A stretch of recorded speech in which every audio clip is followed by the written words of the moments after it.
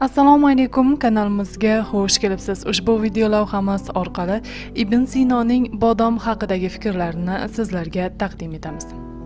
Achchiq bodomning yeli burishtiradi va qizartiradi. Bodomning barcha turlari ketkazadi, tozalaydi. Ochadi, ammo shirin bodam ochishda achchiq bodomdan ancha kuchsizroqdir.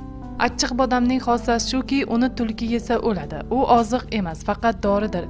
Shirin bodom esa oziqlantiradi. U yaxshi oziqdir, ammo kuchli oziq emas. Bodom yog'i bodomning o'ziga qaraganda yengilroq bo'ladi. Achchiq bodom sepkil, nuqtali qontalash, izlar va oftobdan qorayishga qarshi qo'llaniladi. U yuzdagi ajinlarni ham yozib yuboradi. Achchiq bodom daraxtining ildizi esa qaynatib quyilganda sepkilga qarshi kuchli vosita bo'ladi. Shirin bodom yeyilsa semirtiradi. Achchiq bodom sharob bilan birga ishlatilsa, eshakimda yaxshi foyda qiladi. Bodomni asal bilan